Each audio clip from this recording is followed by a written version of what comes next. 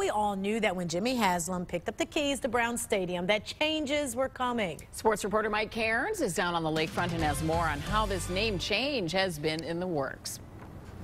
Well, Lee, you heard in that soundbite from Jimmy Haslam all the way back in August, the first thing on his agenda was the naming rights of the stadium. He made sure that was going to come true today, entering into a long-term partnership with FirstEnergy. From the outside, Cleveland Brown Stadium looks like it did on the very last home game of the year. Today's press conference signaled changes, though, are on the way. Welcome to FirstEnergy Stadium, home of the Cleveland Browns.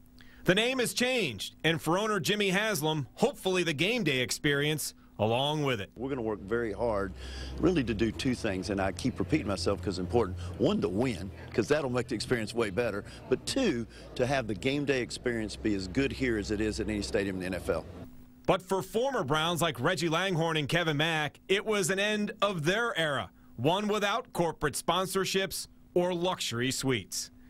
We all love the Cleveland Browns. We would love to be the Cleveland Browns Stadium for the rest of time, but Mr. Haslam spent the money to get this stadium. It's his right to do it, and it's our right and it's our privilege as a Cleveland Brown alumni and also a fan of the Cleveland Browns to support him.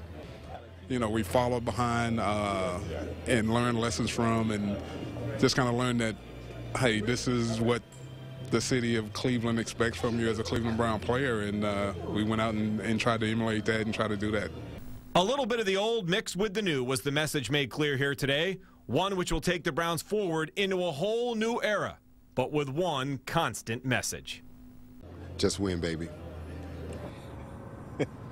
And that's exactly right. And Jimmy Haslam did address a couple other things today. In regards to the Browns uniforms, yes, there will be some tweaks to the uniforms, but he wanted to tell the fans, and he made it perfectly clear, they will not touch the orange helmets. And that's a great sign. Reporting live from Cleveland on your side, Mike Cairns, News Channel 5. Back to you guys. Yeah, a lot of different opinions about that, Mike. Many fans are sounding off about the stadium name change. Even Steeler Nation is telling us what they think.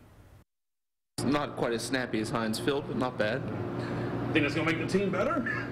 Can't make them worse, right? As long as they win, I don't care what it's called. I think it's going to be kind of like what happened when Jacobs Field got renamed Progressive Field. It's always the Jake to me. It's always going to be Cleveland Brown Stadium to me.